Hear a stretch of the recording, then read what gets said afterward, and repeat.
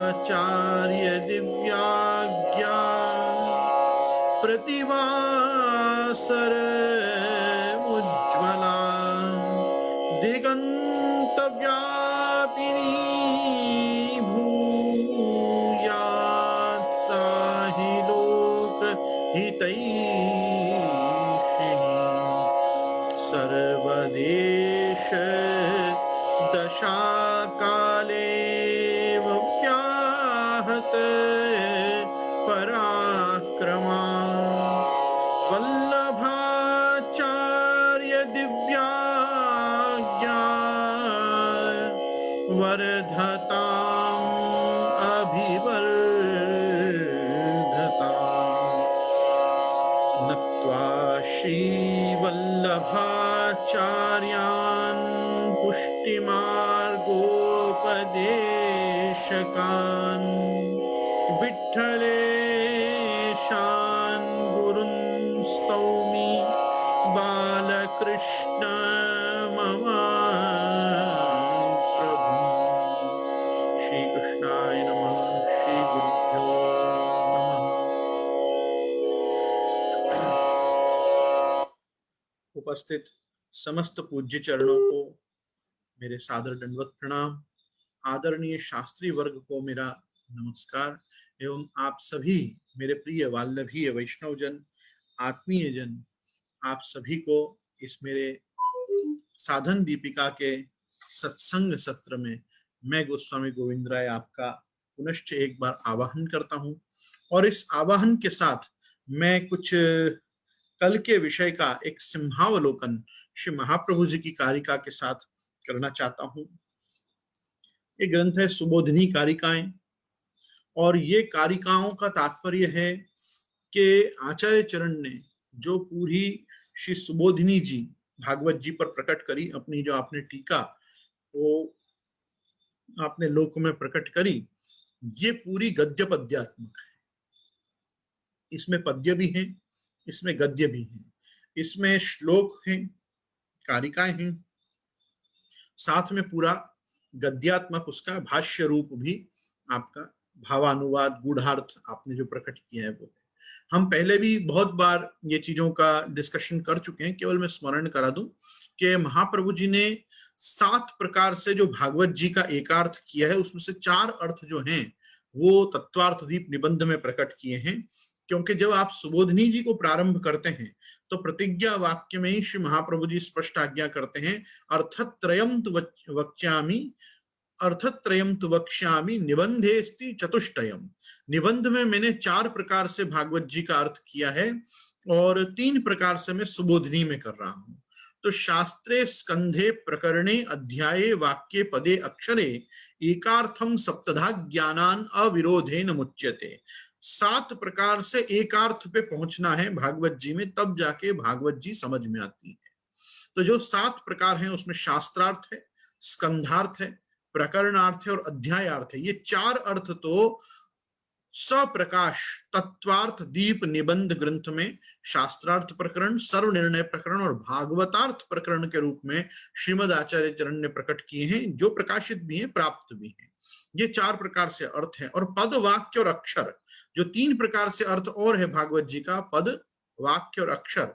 ये पद वाक्य प्रमाण पारावार पारीण जो आप महाप्रभु जी आप स्वयं हैं, आपने ही कृपा करके ये गद्य पद्यात्मक सुबोधिनी के माध्यम से पद, वाक्य और अक्षर, एक एक पद, एक एक वाक्य और एक एक अक्षर का आपने जो अर्थ किया है भागवत जी में, वो 3 प्रकार से सुबोधिनी में है। सुबोधिनी जी 2 प्रकार से बनी हुई है, एक पूरी कारिकाओं के रूप में श्लोक से और एक पूरा गद्यात्मक, that is prose and poetry. Poetry is karika, shloka, and prose is the gadya of Subodhini ji. तो इस प्रकार से ये गद्य पद्य, और जैसे मैंने आपको पहले भी एक बार मेरा मंतव्य दिया था कि जो अपनी यहाँ परंपरा से ऐसा सुना जाता है कि महाप्रभु जी ने एक भागवत जी की सूक्ष्म टीका भी लिखी थी, वो सूक्ष्म टीका आज देखने को नहीं मिलती, क्योंकि महाप्रभु जी के ही कार्यकाल में नष्ट हो गई, चुर गई। पय्यम्मा गारू अपने साथ दक्षिण ले गए, अर्थात गोपीनाथ जी के बहू जी। Whatsoever may be the reason, आज हमको वो सूक्ष्म टीका उपलब्ध नहीं होती जो ऐसा कहा जाता है।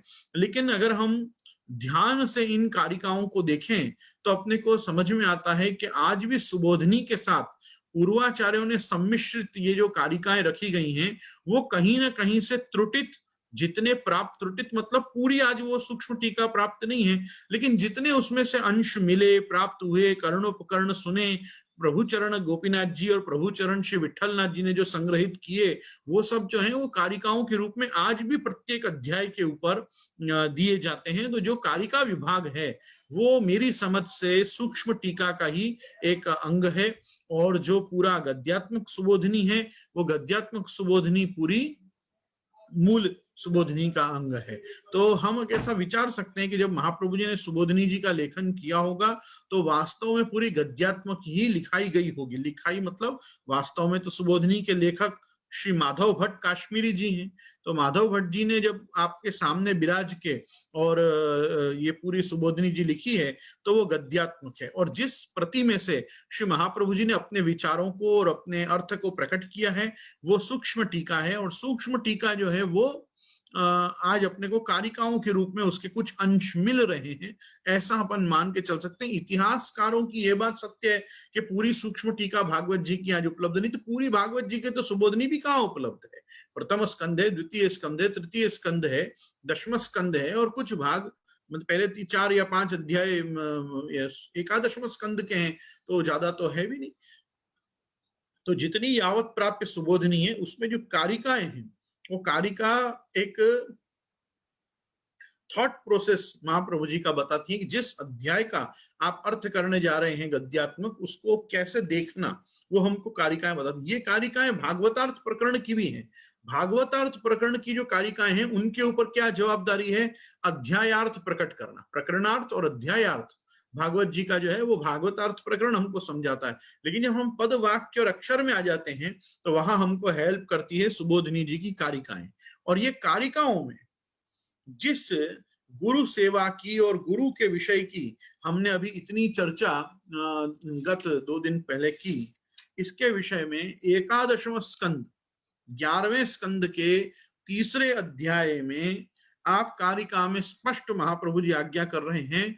और मैं जो ये बात यहाँ प्रकट कर रहा हूं इसको इसीलिए प्रकट कर रहा हूं कि जब मैंने दान लीला की क्लिप बनाई थी, अर्थात दान लीला पे जिस दिन सत्संग हुआ था, व्याख्यान हुआ था, उसका जो भी अन्यथा लोगों ने प्रतिपादन किया या लिया उसको अन्यथा रूप में, उन सबको श्री महाप्रभु जी की वाणी से एक बार जवाब देना ये मेरा आचार्योचित कर्तव्य बनता है। तो जिस सोशल मीडिया या सोशल पोर्टल का प्रयोग करके वो लोग हमको डिफेम करने का प्रयास कर रहे हैं कि या जैसा मैंने कोई गलत बात समाज में रखी हो, मैं यहाँ श्री महाप्रभु जी के वचनों से ही अपने आप को प्रोटेक्ट करूंगा, डिफेंड नहीं करूंगा। मैं किसी से डरता नहीं, मैं अपने आप को कभी भी डिफेंड नहीं करता, मैं प्रोटेक्ट करता हूं। कोई अपने ऊपर कुछ वार करे तो अपना प्रोटेक्शन अपने को करना चाहिए, अपने को डिफेंड नहीं करना चाहिए। डिफेंड की क्या जरूरत है, हमारे में एग्रेशन इतना है कि हम अगर ओपोनेंट के रूप में आए तो सामने कोई खड़ा नहीं रह सकता। लेकिन अपन लोग कभी भी अपने दास्य दैन्य, अपनी विवेक बुद्धि को, अपने भगवद आश्रय को और धैर्य को नहीं छोड़ना, ये भी एक भक्त का लक्षण है। और यस्मान्नो द्विजते लोको लोकान्नो द्विजते चय हर्षामर्ष भयोद्वेगैर यो मुक्त सच में प्रिय। उद्वेग तो श्री महाप्रभु जी को ऐसे भी प्रिय नहीं है, उद्वेलित कोई वस्तु से नहीं होना चाहिए। लेकिन मेरे वैष्णव, मेरे श्रोतागण और इस फेसबुक लाइव और यूट्यूब लाइव के माध्यम से जो लोग हमको नित्य श्रवण करते हैं वो कहीं उद्विग्न चित्त ना हो, इसलिए मैं यहाँ पे ये खुलासा दे रहा हूं कि स्पष्ट महाप्रभु जी स्वयं अपनी सुबोधनी कारिकाओं में एकादशम स्कंद 3 अध्याय में आप लिख रहे हैं, निरालंबो यथा लोके स्थान भ्रष्टो निगद्यते हरे कृपा विशिष्टोपि गुरुहीनस्तथैव हि यथाशक्ति स्वतंत्रोक्ता गुरु सेवा तादृशी जिज्ञासा शेष भावत्वम तथापि विनिगद्यते। जैसे स्थान से भ्रष्ट पुरुष आधार रहित होकर भटकता रहता है, फिर लोक में उसे कहीं भी आश्रय नहीं मिलता, हरि कृपा युक्त होने पर भी, श्रवण करिएगा, भगवत कृपा होने पर भी, हरि कृपा युक्त होने पर भी जो पुरुष गुरुहीन होते हैं उनकी भी वैसी ही दशा होती है जैसे भक्ति स्वतंत्र कही गई है, किसकी? ठाकुर जी की। जैसे भक्ति स्वतंत्र कही गई है, वैसे ही गुरु सेवा भी वैसी ही स्वतंत्र है। तो भी ज्ञान प्राप्त करने की इच्छा अंग रूप है। उस इच्छा पूर्ति करने योग्य गुरु जीवन युक्त उपरमाश्रय, उपरमाश्रय मतलब स्वांत स्वभाव आदि गुण युक्त ही होना चाहिए। वैसा गुरु ही शिष्य के हृदय में भगवत प्रवेश करा सकता है। गुरु में वैराग्य होना बहुत जरूरी है। गुरु में भगवत धर्म के समस्त गुणों का विकास और विलास होना बहुत जरूरी है, विशेष करके दैवी गुणों का। आप श्रवण करो, महाप्रभु जी गुरु को भी छोड़ नहीं रहे, गुरु को भी कह रहे हैं तुम भी तरीके से रहो, लेकिन साथ में उपदेश क्या आप कर रहे हैं? वैसा गुरु ही शिष्य के हृदय में भगवत प्रवेश करा सकता है, और वही गुरु परोक्ष तथा साक्षात अनुभव कराने में समर्थ है।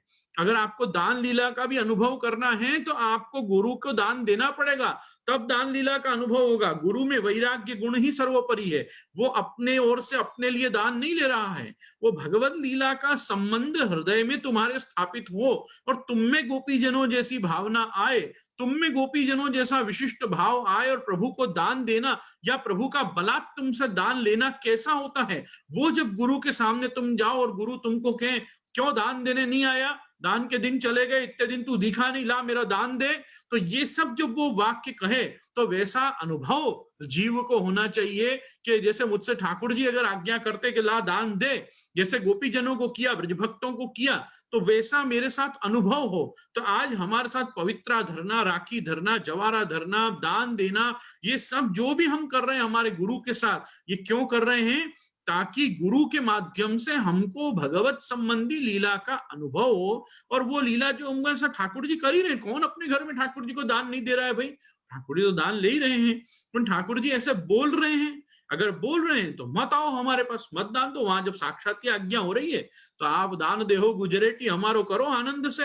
लेकिन अगर अभी आपकी वो दशा नहीं आई है, अगर अभी आपकी उत्तम अवस्था उस समय की नहीं आई है कि आपको फलानुभव रसानुभव प्रभु के साक्षात श्री विग्रह से आपको इसको क्या बोलते हैं, अपने सानुभाव के रूप में हो, सर्वात्म भाव संपन्न जीव को सानुभाव के रूप में हो, तब ये गुरु का कार्य हो जाता है।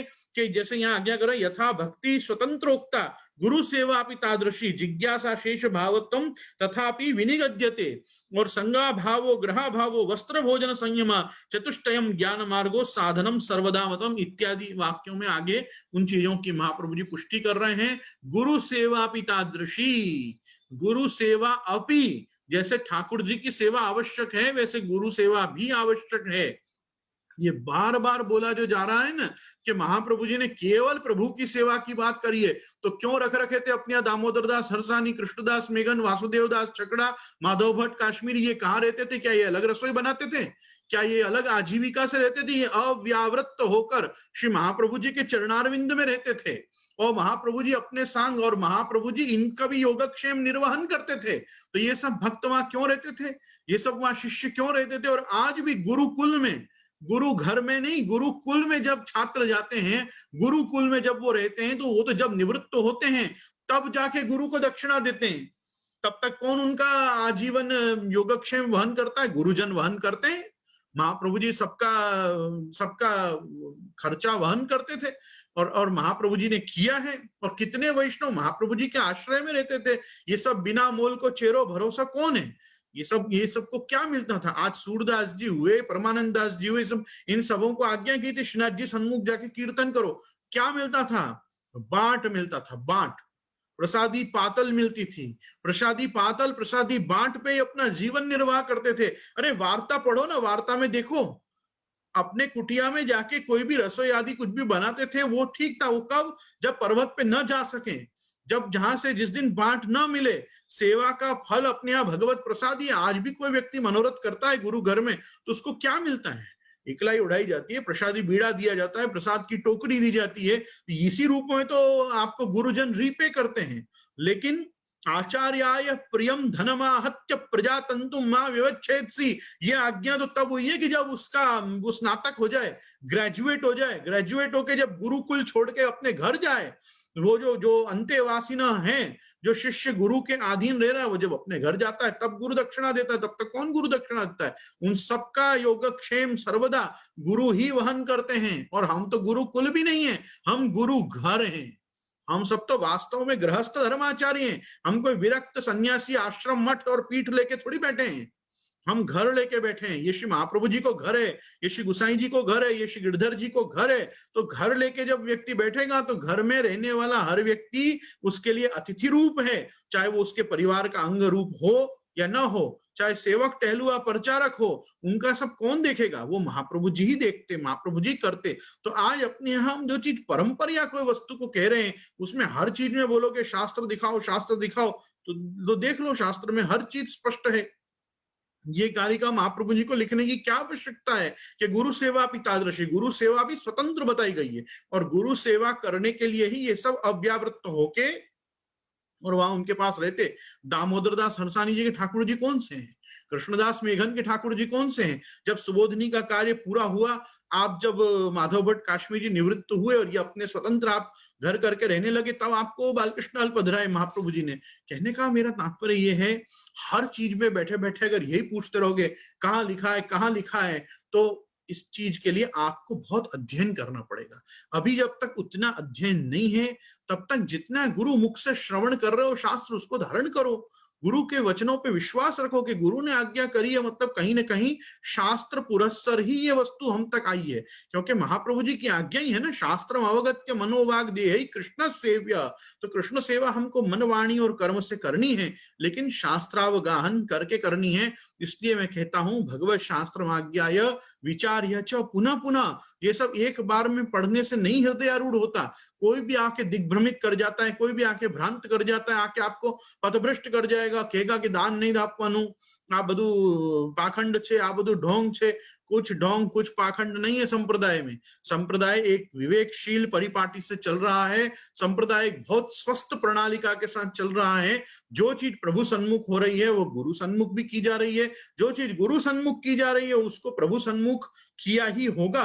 ये विश्वास के साथ ही गुरुजन उसको एक्सेप्ट कर रहे हैं। आज मुझे नहीं लगता है कि कोई ऐसे व्यक्ति हमको दान देने आते जिनने अपने घर में ठाकुर जी को गोरस भोग नहीं धरा हो, जिन्होंने अपने ढंग से दान का सब क्रम अपने घर में न किया हो, और अगर नहीं किया है तो उनको पहले वहां करना चाहिए। उपदेश तो यही है, हमेशा उत्तमाधिकारी को जो उपदेश होना चाहिए वो उत्तम व्यवस्था से ही कल को बताना चाहिए। पर आज कितना बड़ा कंठी और ब्रह्म संबंधी वर्ग है कि जिसको नाम निवेदन आत्म निवेदन तो सिद्ध हुआ है, पर आज वो भगवत सेवा से वंचित है। भगवत सेवा अगर कर भी रहा है तो उसके अभी तक ठाकुर जी के पुष्ट होने की व्यवस्था शायद उसको प्राप्त नहीं हुई है। ऐसा बहुत बड़ा वर्ग है। मैं तो कहूंगा कि अभी संसार के सारे ब्रह्म संबंधियों को खड़ा किया जाए तो 10% लोगों के माथे ठाकुर जी विराजते होंगे, उनमें 5% लोगों के माथे पुष्टाए हुए ठाकुर जी की सेवा होगी। उन 5% में से 2.5% लोग सखड़ी भोग पर्यंत की सेवा करते होंगे। बाकी जितने भी लोग हैं वो तो जैसा नाम सेवा और इतर जो भी सेवा के कल्प हैं, गुरु सेवा, गौ सेवा, ब्राह्मणों की सेवा, वैष्णवों की सेवा, सज्जन की सेवा, यही सबसे वो अपना जीवन यापन कर रहे हैं। तो कोई हर व्यक्ति को आज भी संप्रदाय में श्री पुष्टि पुरुषोत्तम प्रभु गोवर्धन नाथ की सेवा श्री बालकृष्ण लडुआ गोपाल के रूप में संभव हो पा रही हो, ऐसा मुझे तो नहीं लगता। वो कहाँ जाएंगे दान देने? वो किसको जाके दान देंगे? कौन उनसे मांगेगा? तुम्हारे तो सौभाग्य के ठाकुर जी घर विराज रहे। संभव है वल्लभ कुल नहीं भी मिले तो तुम अपने ठाकुर जी में तो प्रभु और गुरु की उभय भावना करके भी आप सब दे सकते हो। ये देखो, क्योंकि मैं इस समय भी ये लास्ट 2 दिनों से इन सब चीजों के फीडबैक्स देख रहा हूं और इनके रेपरकेशन सुन रहा हूं, तो मैं उसके अनुसंधान में आपका केवल ज्ञानोदय करने के लिए, आपके ज्ञान चक्षु खुले और आप सब चीज को तार्किक दृष्टि से भी देखो, समझो और अपने ढंग से उनको विजुअलाइज करके रैशनलाइज करो, प्रैक्टिकली उन सब चीजों को रिटेलिएट करो, उन बातों को कि जो भी आपके सामने आके परंपरा के खंडन की बात, प्रणालिका के खंडन की बात, सेवा व्यवस्था और परंपरा जो आपको धरोहर प्राप्त है उन सबों में आके जो आपको इस समय पे विचलित कर रहे हैं, आप उन सबको सटीक साग्रह कह सको कि नहीं हम जो जी रहे हैं वो बराबर जी रहे हैं, हम जो कर रहे हैं वो बराबर कर रहे हैं। उसके लिए मैं आपको ये चीज श्री महाप्रभु जी की वाणी से ही स्पष्ट कर रहा हूं कि जितनी आवश्यकता अपेक्षा भगवत सेवा की रही है उतनी की उतनी ही आवश्यकता यथा समय गुरु के सेवा का उपदेश भी श्री महाप्रभु जी के द्वारा हुआ। ये एक श्रेष्ठ व्यक्ति की श्रेष्ठता ही होती है कि वो हर दूसरे ग्रंथ में उठ के नहीं बोलता है मेरी सेवा करो, मेरी सेवा करो। कोई नहीं बोलेगा, स्वस्थ मनुष्य, स्वस्थ वृत्ति का कोई आदमी ऐसा नहीं बोलेगा। उसमें भी जगत गुरु आचार्य तो सर्वदा आप सबको पुष्टि पुरुषोत्तम भगवान श्री कृष्ण की ओर ही ले जाने का मार्ग दिखाएंगे। लेकिन अगर कहीं बताना पड़ेगा कि ये श्री कृष्ण जो हैं ये आपको गुरु रूप में भी प्राप्त हो रहे हैं, आचार्य माम विजानीयात के सिद्धांत से, यस्य देवे परा भक्ति यथा देवी तथा गुरु के सिद्धांत से, आचार्य चैत्य वपुषा स्वगतिम व्यनक्ति के सिद्धांत से, आचार्यवान पुरुषो वेद के सिद्धांत से, तो ऐसे असंख्य शास्त्र वाक्य हम रोज आपके सामने रख सकते हैं जिसमें बताया गया है कि जिनसे भगवत सेवा संभव न हो, जिनको आज भी पुष्टि पुरुषोत्तम की प्राप्ति न हो, वो लोग अपनी सारी पुष्टि मर्यादाओं को कहां जी सकते हैं? गुरु घर में जी सकते हैं, गुरु के साथ जी सकते हैं। गुरु आपके लिए एक्सेसिबल हैं। स्वीयानांता निजाचार्यान, आपके निज आचार्य और आप उनके स्वीय हो, आप उनके तदीय हो, आप उनके मदीय हो। ये बात को समाज क्यों भूलता है? मैं इसीलिए सर्वदा से ये चीज का विरोधी रहा हूं कि आ मारो गुरु घर ते मारो गुरु घर।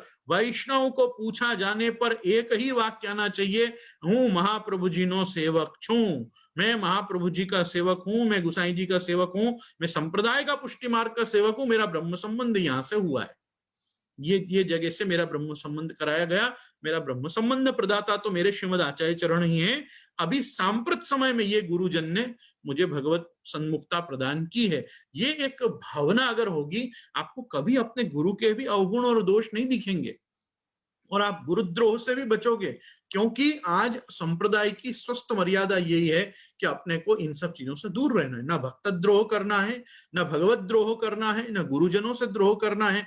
इस चीज का विचार कभी मत छोड़िए। हर व्यक्ति से प्रेम करिए, हर व्यक्ति को सन्मार्ग दिखाने का प्रयास करिए, हर व्यक्ति के मन में ऐसी बात पहुंचाइए जिससे उसको कृष्ण प्रेम प्रकट। आइए हम हमारे आगे के ग्रंथ की ओर चलें। और आज हमारे उसमें हमने कल 49 श्लोक तक हमने ग्रंथ के दर्शन किए थे। विना भक्त प्रसंगे न सद्गुरो कृपया विना श्री भागवत शास्त्रेण विना भक्ति कथम भवे। यहां तक हमने कल देखा था। ये 49 अर्थात 49वां श्लोक था भक्ति सेतु। मैं आपसे खास आग्रह करूंगा, मुझे 50वें श्लोक से कुछ श्लोकों के दर्शन कराएं, जिससे यहाँ उपलब्ध श्रोता भी इस चीज का आनंद ले सकें। बहुत सुंदर। अब 50वां, 51 और 52वां ये 3 श्लोक इसमें दिए हुए हैं इस पेज पे। तो हम पहले 50वें श्लोक से देखेंगे। विना गदगद कंठे न द्रवता चेतसा विना, विना नृत्येन गानेन हरि प्रीति कथम भवेत। बहुत सुंदर। दैवी येषा गुणमयी मम माया दुरत्यया, मामेव ये प्रपद्यन्ते माया मेताम तरन्ति ते। क्रीडार्थम सृजत पूर्वम स्वात्मना स्वात्मकम जगत, तत्र काय भवा पुष्टि लीला सृष्टिर अनुत्तमा। ये 3 श्लोकों का आज हम दर्शन करने का प्रयास करेंगे। मैं वापस चाहूंगा मेरे श्रोताओं को देखना। बहुत बहुत धन्यवाद भक्ति सेतु। हमारा 50वां श्लोक है। बिना गदगद कंठेन द्रवता चेतसा बिना, बिना नृत्येन गानेन हरि प्रीति कथम भवेत। भगवत स्नेह से द्रवित होना। अब बिना गदगद कंठेन, अब आप देखो, जब हम ठाकुर जी के कीर्तन करें, जब हम ठाकुर जी का चरित्रावगाहन करें, हम जब प्रभु का लीला गुणानुवाद करें, तो हमारा कंठ भर आना चाहिए। कायदे सर हमारे को ऐसा भाव, पहले तो वक्ता को ऐसा भाव स्फुरना चाहिए कि उसको रोमांच हो जाए। सबसे बड़ी जो भक्ति का जो परिचय है, भक्ति में सबसे ज्यादा तुम ओतप्रोत हो, उसका जो प्रत्यक्ष परिचय है वो है अपना रोमांचित होना। इंग्लिश में आजकल जिसको कहते हैं ना गूज बम्प्स आना, तो इंग्लिश में वो बड़ा विचित्र शब्द है गूज बम्प्स, मुझे तो अच्छा नहीं लगता, लेकिन कितना हमारे यहाँ अच्छा शब्द है संस्कृत हिंदी में रोमांचित हो जाना, हमारी रोमावली खड़ी हो जाना और हमको ऐसा अनुभव होना कि कुछ चमत्कारी हमने सुना, हमारे को चमत्कृति आ गई, आंखों में चमक आ जाना कि वाह, मतलब ये बात तो आज तक नहीं पता थी, या क्या क्या मधुर बात है, क्या प्रभु का लावण्य है, क्या लालित्य, क्या माधुर्य है, क्या प्रभु में सामर्थ्य है, क्या प्रभु का पराक्रम है, ये इस प्रकार से एक आके अपन गदगद कंठ हो जाए प्रसन्नता के कारण। तो यहाँ प्रश्न कर रहे हैं, विना गदगद कंठे न, जिसका कंठ ही गदगद नहीं होता, द्रवता चेतसा विना, जिसके चित्त की वृत्ति जो है वो द्रवित नहीं होती, मतलब उसको हर्षाश्रु नहीं आते, उसको दुख के आश्रय नहीं आते, आंसू नहीं आते, ऐसा जो व्यक्ति है, और नृत्य न गाने न, जो नृत्य नहीं करता और जो गान नहीं करता व्यवस्थित, उसको हरि प्रीति कथम भवे, उसको हरि प्रीति कैसे हो सकती है। मतलब हरि प्रीति होने के लिए आवश्यक है कि गाने का मन हो जाए, नाचने का मन हो जाए। आज अपने नाचने का मन होता है कि नहीं होता? जैसे ही नंदोत्सव शुरू होता है, जैसे ही हेरी हे आज नंद राय के आनंद भयो शुरू होता है, नंद गेरा नंद भयो जय कन्हैया लाल की होता है, कितने बड़े बड़े लोग नाचने लग जाते हैं, अपंग लोग अपने कुर्सी से उठने का प्रयास करने लग जाते हैं। क्यों? हृदय में एक उत्सव आता है, एक आह्लाद आता है कि देखो ठाकुर जी का जन्मोत्सव मनाना प्रारंभ हुआ, तो अपन नाचते हैं कि नहीं नाचते? अरे जब जब नंद महोत्सव में अपन भगवत प्रसाद यूं बांटते हैं अपने हाथ से, तो कैसे कैसे लोग अपनी झोली फैलाते हैं। अरे क्या उनको प्रसाद नहीं मिलता? क्या खूब मिलता है, पर उस प्रसाद को लूटने का मन कैसा होता है? अपने आप ही होता है, उस चीज के लिए कोई प्रेरित नहीं करता, वो स्वतः होता है कि देखो प्रसाद आया, अपन इसको झेलें, प्रसाद को झेलें। उसका आनंद ही अलग है। वो आनंद किसको अनुभव होगा? जिसने वो उस चीज में पार्टिसिपेट किया होगा, जिसने उस चीज को लिया होगा, तब उसको आनंद आएगा कि देखो इसको नंदोत्सव कहते हैं, कि नंदराई जी बांट रहे हैं और ब्रजभक्त उस प्रसाद को झेल रहे हैं, उस आनंद को झेल रहे हैं। जो नंद घर आनंद भयो है, वो आनंद जब बट रहा है, तो वो आनंद कैसे बटेगा? अरे वो रस रूप होगा तो बटेगा। इसलिए वो छुट्टी बूंदी और सकल पारा, सकल पारा कैसे होते हैं? सकल पारा सब तरफ से चाशनी चढ़े हुए होते हैं, और छुट्टी बूंदी कैसे होती है? एक एक कण अलग होता है, लेकिन प्रत्येक बूंद रस से भरी होती है। तो वो मधुराधिपतिर अखिलम मधुरम को रिप्रेजेंट करती है कि ये कौन प्रकट हुए हैं? ये रसरूप परमात्मा हुए हैं, ये सदरूप भी हैं, ये चिद्रूप भी हैं, ये आनंद रूप भी हैं। तो आप देखो सकल पारा अपने आप में ठोस होता है, लेकिन उसमें अंदर रस होता है, उसके ऊपर भी रस होता है, तो सच्चिदानंद स्वरूप होता है, उसके साथ बूंदी होती है। बूंदी भी कैसी होती है?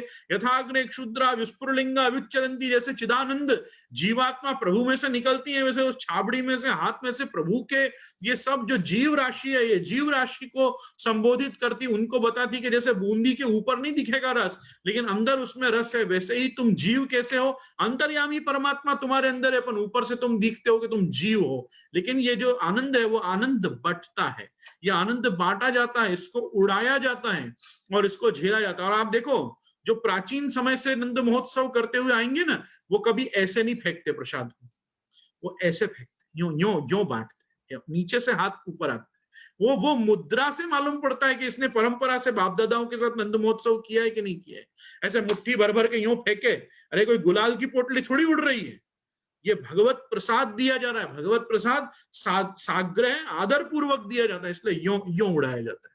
ये सब चीजों को देखो, ये बिना नृत्य न गाने न कथम हरि प्रीति कथम भवे, जिसने किया ही नहीं होगा उसको हरि प्रेम कैसे आएगा? उसको नहीं आ पाएगा। तो यहाँ कह रहे बिना नृत्य न गाने न, गाना भी जरूरी है। आदमी को जब गाने की इच्छा कब होती है? अंत अंत प्रविष्टो भगवान मुखाद उद्धृत्य कर्णयो पुनर्निवेश्यते सम्यक तदा भवति सुस्थिरा। सुबोधनी कारिका, कारिका में श्री महाप्रभु जी ने कहा। उसी प्रकार महाप्रभु जी ने, ये तो युगल गीत की वो है कारिका, अंत प्रविष्टो भगवान मुखाद उद्धृत्य कर्णयो पुनर्निवेश्यते सम्यक तदा भवति सुस्थिरा। लेकिन हम जिसको याद कर रहे हैं वो गोपी गीत की कारिका है सुबोधनी जी की, अंत स्थिता रसा पुष्टो।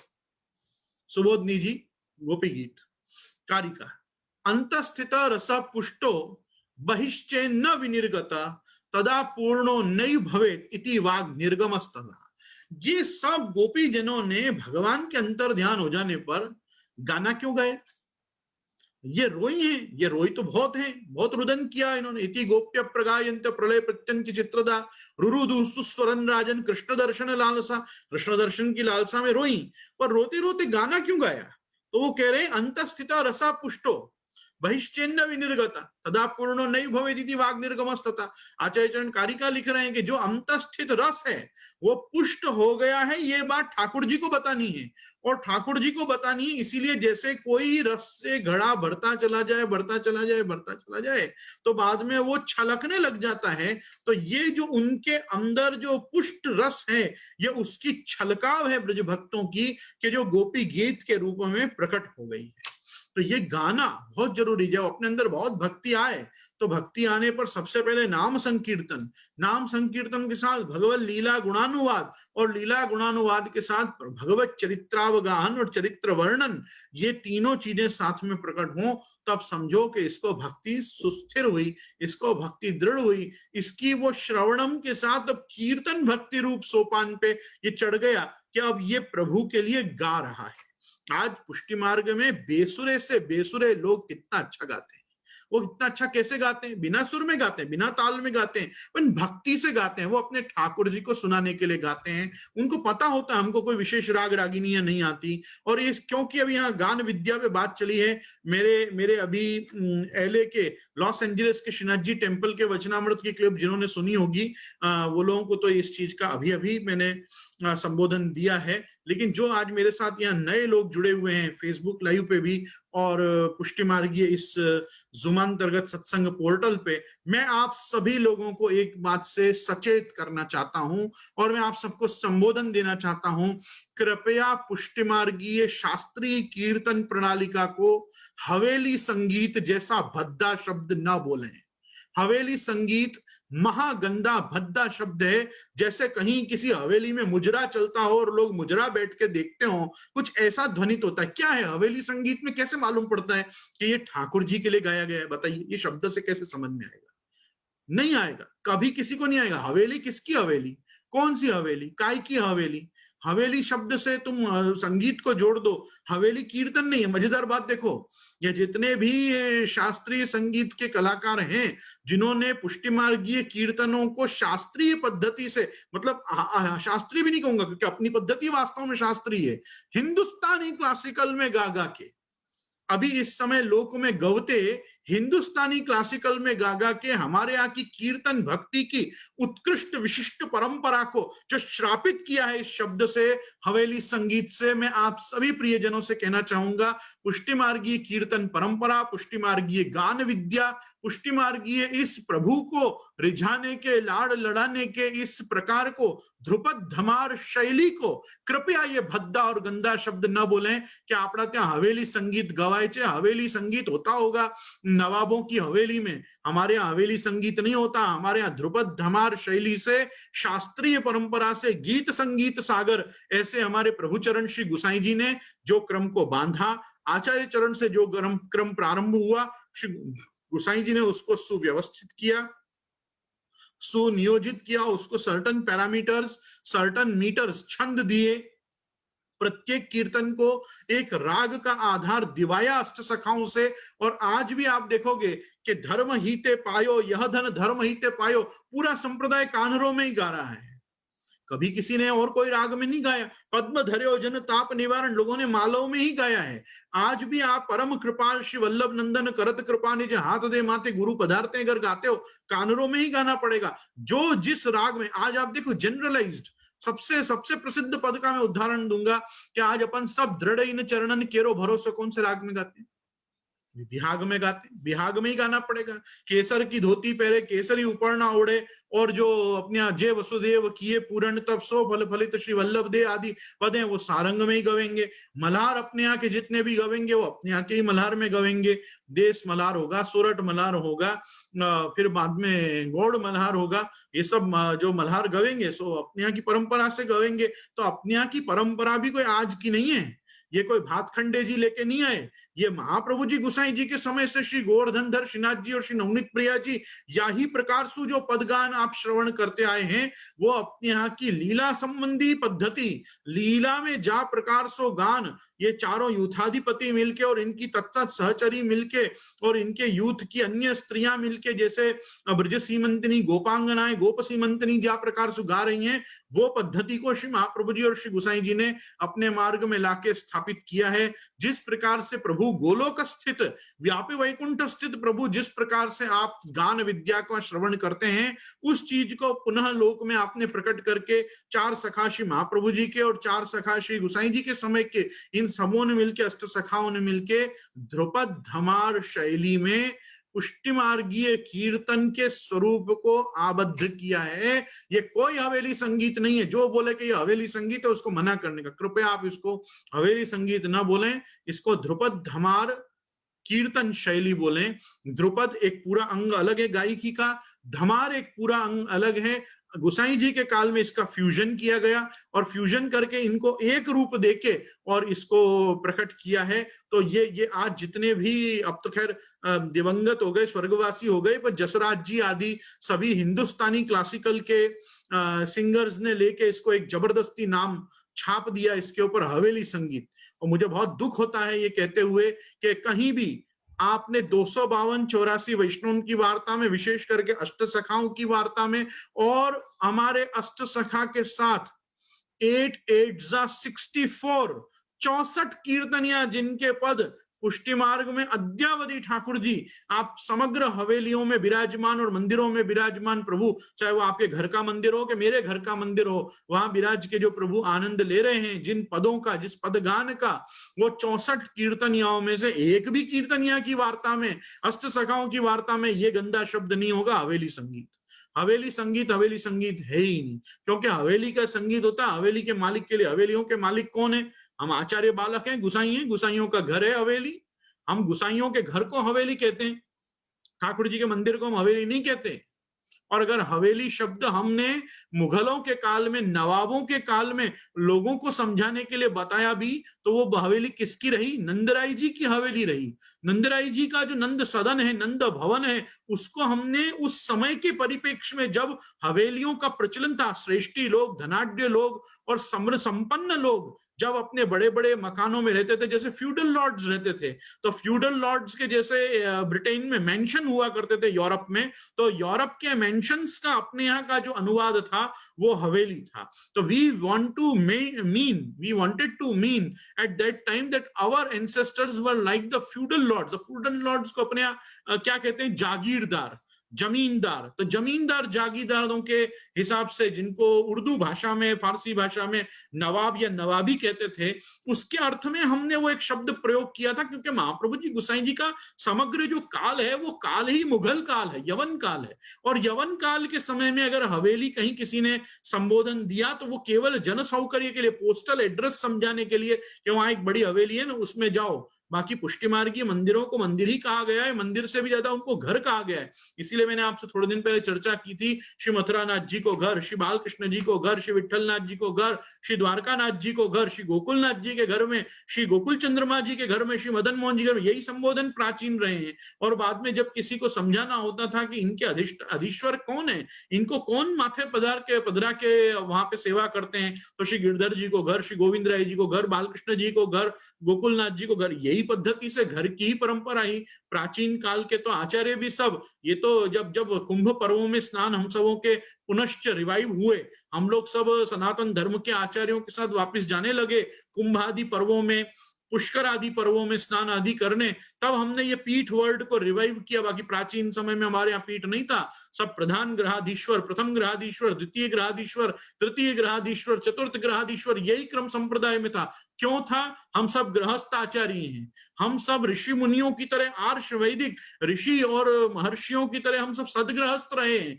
हम कोई विरक्त लंगोटी लगा के, भगवा कपड़ा पहन के, काशाय वस्त्र धारण करके, और आज के समय में कर्म मार्गे न कर्तव्यम सुतराम कलिकालता हता आदो भक्ति मार्गे कर्तव्यता विचारण आदि, आप पूरा देखोगे संन्यास निर्णय तो स्पष्ट हो जाएगा कि इस युग में संन्यास तो पाखंडियों का काम है। जो जितना भी संन्यास धारण कर रहे हैं वो क्या संन्यास के समस्त आश्रम धर्मों को निर्वाह कर पा रहे हैं?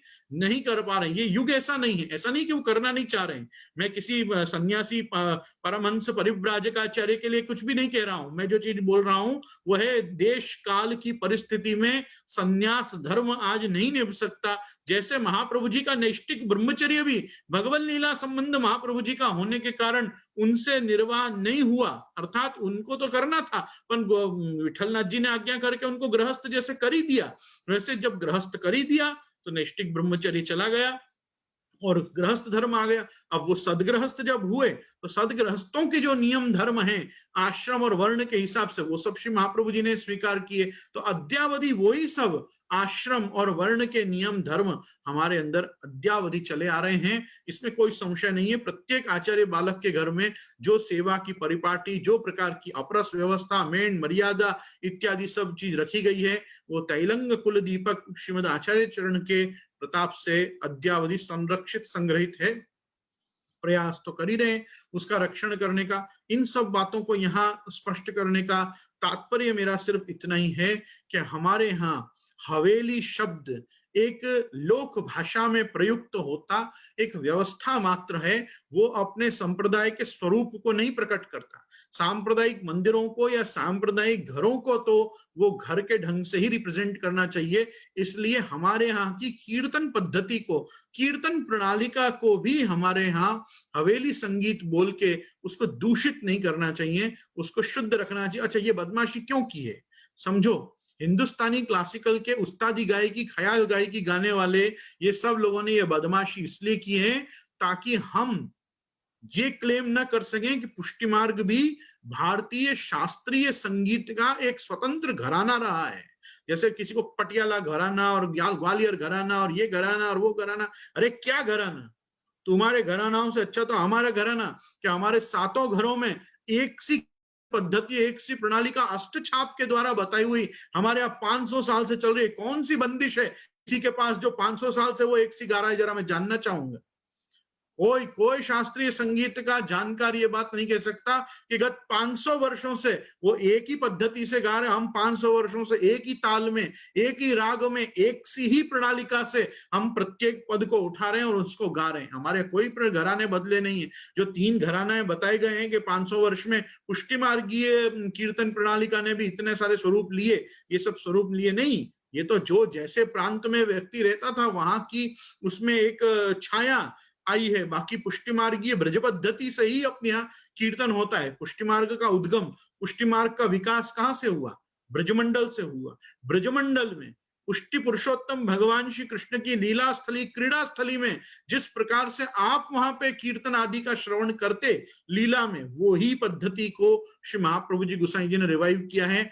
आपकी भी कीर्तन पद्धति पूर्ण रूप से शास्त्रीय संगीत की एक अविभाज्य परंपरा है। उसका विभाजन शास्त्रीय संगीत से नहीं किया जाता क्योंकि वो खुद एक शास्त्रीय संगीत है। इसलिए बिना नृत्येन गानेन हरि प्रीति कथम भवे, जो व्यक्ति गा नहीं पाएगा उसको भगवत भक्ति कैसे सिद्ध होगी? गाना जरूरी है। बेसुरा गाना दोष नहीं है, पुष्टि मार्ग में नहीं गाना दोष है। पुष्टि मार्ग में राग की जानकारी नहीं होना दोष नहीं है। अपने खुद के राग में, अनुराग में गाना न गाना ये दोष है कि आपको ठाकुर जी के प्रति अनुराग ही नहीं है। अरे आपका सबसे जरूरी राग जो आना चाहिए वो प्रभु के प्रति अनुराग ही आना चाहिए। प्रेम में ही अपने को ठाकुर जी के सामने गाना है।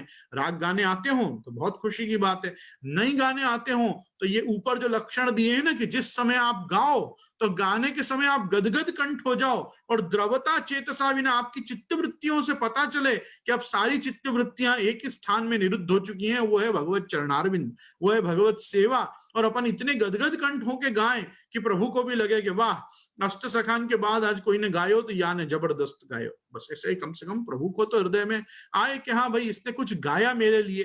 कैसा गाया वो तो प्रभु को एनालाइज करना है। वो तो प्रभु उसका आपको मार्क्स और परसेंटेज देंगे, उसकी ग्रेडिंग ठाकुर जी करेंगे। दूसरा कोई कहेगा बेसुरा गा गया, इसमें क्या फर्क पड़ने वाला है? बोल गया तो बोल गए, हाँ बेसुरे हैं तो हैं, पर हम कम से कम प्रभु के लिए तो गा रहे हैं। तो हर वस्तु को यहाँ श्री गोपीनाथ जी इसी रूप में कह रहे हैं कि बिना गदगद कंठेन द्रवता चेतसा विना, बिना नृत्येन गानेन हरि प्रीति कथम भवे। आप अगर गदगद कंठ नहीं हो रहे हो, यदि आप द्रवीभूत आपका हृदय नहीं हो रहा है गाने के समय, यदि आपकी चित्तवृत्तियां प्रभु की ओर वापस नहीं जा रही हैं संसार में से छूट के, आप प्रभु के आनंदोत्सव में निमग्न होके नाचने नहीं लग जा रहे हो, आप सहज सबके साथ आलाप लेने गाने नहीं लग जा रहे हो, तो फिर प्रीति आई आप में कैसे मालूम पड़ेगा? खत्म भवे तो नहीं होगी। इसके लिए समझा रहे हैं कि कीर्तन करत भगवद आवेश सु कंठ गदगद न होए, गदगदित न होए, स्मरण करत भगवत प्रेम सुचित्र आर्द्र न होए, नृत्य गान सहित भगवत भजन के बिना प्रभु में प्रेम कैसे होए। यहां ये समझाने में सिर्फ इतना ही समझाना चाह रहे हैं कि ये आजकल चलती म्यूजिकल ऑर्केस्ट्रा युक्त स्पिरिचुअल रिलीजियस डीजे रूप भागवत जियों में नाचने गाने की बात नहीं चल रही है। ये नाचने गाने की बात जो चल रही है वो अपने घर विरासते प्रभु के सन्मुख नाचने गाने की बात चल रही है, बराबर। तो हमको भागवत जियों में जाके और हाथ पीट पीट के, छाती पीट पीट के और माथा कूट कूट के जो नाचाया जाता है, वो नाचने की बात कहीं यहाँ पे नहीं कही जा रही। कोई ऐसा नहीं समझना कि यहाँ पे जो नाचने और गाने की बात चल रही है उसमें हम तो वहां जाते हैं ना, भागवत जी में जाके कितना नाचते हैं। भागवत जी में नाचना एक अलग नाचना है। भागवत जी में जाके एक उत्सव मनाना है, वो सामाजिक प्रक्रिया हो सकती है, धार्मिक प्रक्रिया नहीं हो सकती। सामाजिक तौर पे आप अपने बंधु बांधवों के साथ किसी हर्षोल्लास में आके नाचो, उसमें क्या अध्यात्म आप में प्रवेश करता है वो तो जिनमें आता है उनको ही आता होगा। मेरे को तो ऐसा होता है बार बार कि इनको मैं कहूं बैठ जाओ ना, अरे कथा चल रही, कथा तो सुनो पहले, बाद में नाच लेना। जबकि मैं ऐसा क्यों कह रहा हूं, अभी पहले दिन में जब पुरुषोत्तम मास का प्रारंभ हुआ, मैं भागवत जी का पाठ प्रारंभ किया, मास से मास पारायण प्रारंभ किया। महात्म्य के अध्यायों में बार बार लिखा हुआ है कि जब कथा पूर्ण हो जाए, जब पहले दिन की कथा या उस दिन की कथा संपूर्ण हो, फिर नाचो और गाओ। चलती कथा में नाचने गाने का तो कोई वर्णन कहीं मिला ही नहीं। किसी को भगवान नाम संकीर्तन करते हुए, भगवत लीला गुणानुवाद कीर्तन और भजनों के माध्यम से करते हुए गाना है, नाचना है, तो उसके लिए बाद में कहा गया है। अच्छा, उसमें भी व्यासपीठस्थ कथाकार को गाना चाहिए और सबको नचवाना चाहिए, ऐसा भी मुझे कहीं उन 6 अध्यायों में प्रारंभ में तो नहीं मिला। और विशेष करके छठवें अध्याय में जो डिटेलिंग की गई है, वो समझो कि आज चलती हुई जितनी भी कमर्शियल भागवतें हैं उनके ऊपर ही जैसे कोई डिटेलिंग की है व्यास और शुक्ल ने या पद्म पुराण के प्रवक्ता ने। वो अपने को ऐसा लगने लग जाता है कि देखो ये सब तो अभी हो रहा है, ये सब तो गलत हो रहा है, तो ये क्यों ऐसा, इसको नहीं पढ़ रहे हैं लोग, और अगर इसको पढ़ा है तो फिर ऐसा सब क्यों हो रहा है, ये एक प्रश्न जरूर आ जाता है। तो जहां गोपीनाथ प्रभुचरण आपको नाचने और गाने की कह रहे हैं, ये आपके भगवत सन्निधान में नाचना है, या आपको गांव में नहीं नाचना है, समाज में आपको नाचने की बात नहीं। उससे तो हरि प्रीति कथम भवेत नहीं, हरि प्रीति न भवे। दूसरों को आपसे प्रीति जरूर हो जाएगी, पर ठाकुर जी को शायद ही प्रीति हो, इसलिए दूसरों की प्रीति के संपादनार्थ आप मत नाचिए, आप अपने लिए नाचिए, आप खुद के लिए नाचिए, आप अपने अंतरात्मा में विराजमान प्रभु के लिए नाचिए, जितना नाचना है नाचिए। प्रभु आपको ऐसे ही इस संसार में बहुत नचा रहा है, प्रभु से जाके विनती करो, अब मैं नाचो बहुत गोपाल, अब तो मैं बहुत नाच लिया प्रभु, अब आप मेरे पर कृपा करो और मुझे अपना स्वानंद अनुभव कराओ। और वो अनुभव जन्य मैं नाचने कब लग गया मुझे ये भी ना पता चले, ऐसा नृत्य मेरे अंदर प्रकट हो कि मैं कोई संकल्प नहीं लूं कि अब मैं भी इनके साथ खड़ा होकर नाचता हूं, मजा आएगा। नहीं, मजा आएगा नहीं, मजा आए और आदमी नाचे, मजे के लिए नाचना और मजा आने पर नाचना, उसमें जो फर्क है बस वही फर्क यहाँ गोपीनाथ जी दे रहे हैं कि मजे के लिए मत नाचिए, मजा आने पर नाचिए। तो मजा आने पर गाइए, और आपके अंदर से गान वैसे स्फुट होना चाहिए, प्रकट होना चाहिए, विस्फूर्यमान होना चाहिए, फाउंटेन की तरह। ये कब होगा? जब हम रोमांचित होंगे, जब हम गदगद होंगे, जब हमारे आनंदाश्रु बहेंगे, जब हम भाव विह्वल हो जाएंगे, तब जाके हम ये सब चीज करेंगे। और ये हमारे साथ क्यों नहीं होता है, ये सामान्य तौर पे हमारे साथ क्यों नहीं होता है, उसको आगे के श्लोक में समझा रहे हैं। दैवी येषा गुणमयी मम माया दुरत्यया मामेव ये प्रपद्यन्ते माया मेताम तरन्ति ते। 51वें श्लोक में कह रहे हैं ये गुणमयी मेरी दैवी माया निश्चय ही कष्ट सो जीती जा सके ऐसी है, ताते जो मेरी शरण में आवे है वो मेरी या माया को तरी सके। ये भगवान के गीता जी के वाक्य को यहाँ पे उद्धृत किया है प्रभुचरण श्री गोपीनाथ जी ने, और इसमें यही है कि दैवी येषा गुणमयी मम माया। ध्यान दीजिएगा, प्रभु ने स्पष्ट किया है, ये जो भगवान की अपनी माया है ये दैवी है, ये आसुरी माया नहीं है, ये दैवी है।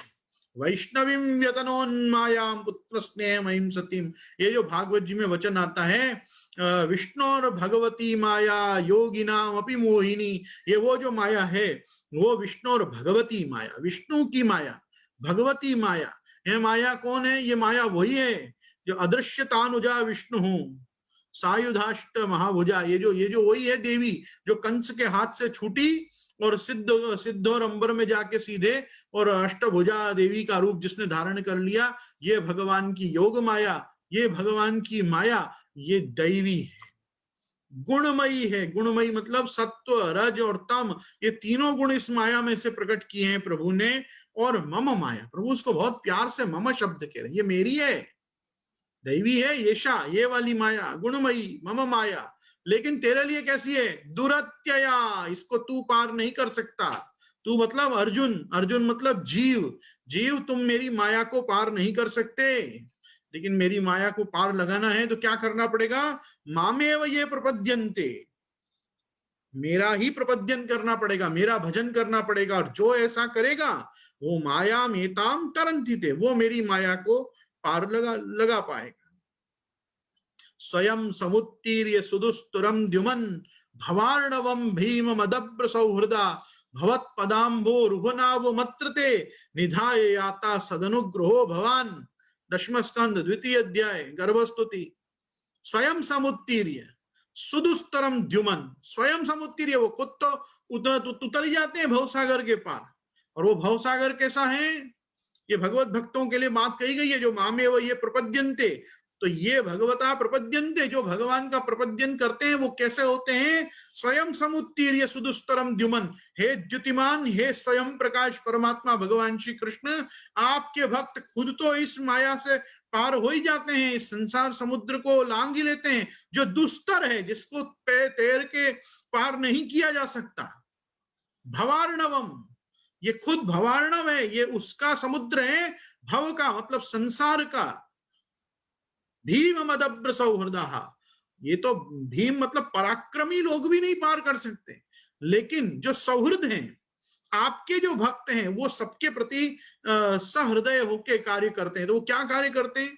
स्वयं समुत्तीर्य सुदस्तरम द्युमन भवार्णवम भीम मदब्र सौहृदा भवत पदाम्बो रुहनाव मत्रते, वो आपके चरणारविंद रूपी नाव जो सबको पार लगाएगी, ऐसे भगवान भगवत चरणारविंद रूपी नाव वो अपने पीछे वालों को दे जाते हैं। ते निधाय याता सदनुग्रहो भवान, और ये भी वास्तव में उन भक्तों का अनुग्रह नहीं है जीव मात्र पे, ये आपका ही अनुग्रह है कि आप अपने भक्तों को पहले खुद तारते हो, फिर उन भक्तों के द्वारा अपने ही चरणारविंद का महात्म्य समाज में स्थापित करके पधारते हो। जो उस चरणारविंद का ध्यान करके संचिंतयेत भगवतः चरणारविंदम वज्रांकुशध्वज सरोरुह लांछनाढ्यम उत्तुंग रक्त विलसन्नख चक्रवाल ज्योत्स्ना विराहत हृदयांधकारम, अपने हृदय के अंधकार को जो पहले आपके चरणारविंद का ध्यान करके दूर करते हैं, और उसके बाद यक्षौच निस्तत सलित प्रवरोदकेन तीर्थेन मूर्धेन अधिकृतेन शिव शिवभूत ध्यातुर्मन शमल शैल निशष्ट वज्रम ध्यायश्चिरम भगवत चरणारविंदम, वो आपके उन्हीं चरणारविंद का बार बार स्मरण करके और इस संसार रूपी महान वज्र को मतलब संसार रूपी शैल को वो अपने इस भगवत चरणारविंद रूपी आपके ध्यान रूपी चरणारविंद के वज्र से उसको चूर चूर करके और उससे पार हो जाते हैं। तो वही चीज यहाँ भागवत जी समझा रही है, वही चीज यहाँ गीता जी समझा रही है। गीता जी में भगवान ने कहा कि ये सब जो हैं भगवान के भक्त, ये चाहे कैसे भी हों, चतुर्विधा भजन्ते माम ये जना सुकृतिनोर्जुन आर्तो जिज्ञासु अर्थार्थी ज्ञानी च भरतर्षभ तेषाम ज्ञानी नित्य युक्त एक भक्तिर विशिष्यते। ज्ञानी भक्त वास्तव में वही है अर्जुन जिसमें मेरी एक भक्ति का विशिष्ट गुण है, जिसमें भक्ति रूपी गुण नहीं, जो मेरा प्रपद्यन नहीं करता। वो सब कैसे हैं? नमाम दुष्कृतिनो मूढ़ा प्रपद्यन्ते नराधमा मायापहत ज्ञाना आसुरम भावमाश्रित, और उनके लिए भगवान ने 16वें अध्याय में स्पष्ट कर दिया है, तान हम द्विशत क्रूरान संसारेषु नराधमान क्षपाम अजस्त्र अशुभान आसुरीश्वैव योनिषु, उनको बार बार भगवान आसुरी योनि में भेजता है। इन सभी बातों से भगवत भजन भगवान नाम संकीर्तन, भगवत सेवा, भगवत रसानुभव, सेवा का सुख, सेवा में रहती पवित्रता, सेवा में कीर्तन, सेवा में गान, सेवार्थ प्रभु के लिए नृत्य करना और प्रभु के आनंद उत्सव में अपने को सहभागी होना, ये सब चीजों का कितना दिव्य उपदेश प्रभु और चरण ने यहाँ पे इन कारिकाओं के माध्यम से किया है। आगे थोड़ा वेदांत का भी परिचय आप श्री दे रहे हैं, इसलिए आगे की 2 कारिकाओं को और कुछ कारिकाओं को हम देखने के लिए कल का समय रखेंगे। आज हम आश्रय का पद करेंगे और आज के रस से हम आप्लावन, हमेशा हम आप्लावित रहें, उसकी प्रार्थना हम श्रीमद आचार्य चरण के दिव्य चरणारविंद में करेंगे। दृढ़ चरणन केरो भरोसो, दृढ़ चरणन केरो, श्री वल्लभ नख चंद्र छटा बिन, सब युग मांझ अंधेरो भरोसो, दृढ़ चरणन के, साधन और नहीं या कली में, जासो हो य निबेरो, सूर कहा कहे द्विविधयांधरो, बिना मोल को चेरो भरोसो, दृढ़ न चरणन केरो भरोसो। श्री गोवर्धन नाथ की जय, श्याम सुंदर श्री यमुने महारानी की जय, श्री वल्लभाधीश की जय, श्री गुसाई जी परम दयाल की जय, आज के आनंद की जय।